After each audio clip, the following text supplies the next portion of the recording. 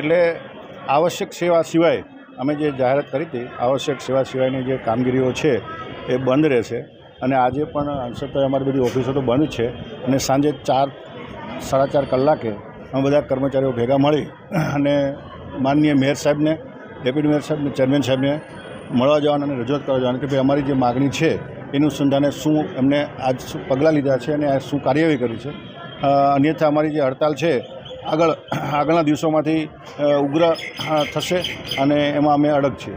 જી, અત્યારે કમિશનર સાથે બેઠક થઈ, એમાં શું? ના, સાહેબ જોડે કોઈ બેઠક નથી થઈ. હમણાં અંદર ના, એ તો અમે ચેરમેન સાહેબ જોડે બેઠા હતા, ચર્ચા કરતા હતા અને સાહેબ આવી અને અમે નીકળી ગયા હતા. એટલે કોઈ એવી બેઠક આ બાબતની સાહેબ જોડે કોઈ ચર્ચા નથી. માંગ શું છે તમારી?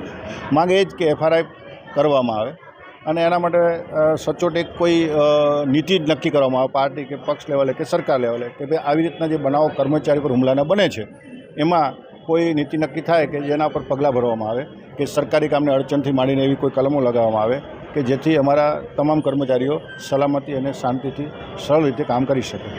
આજે હડતાલ આપણે કરી છે, એનાથી કેટલા વિભાગો અને કેટલા પ્રકારની કામગીરી પ્રભાવિત થશે?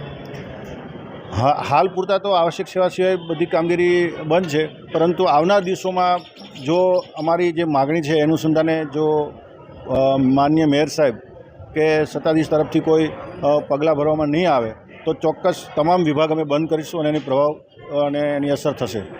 વધુ જ આવી માહિતી માટે જોતા રહો નેતા 5.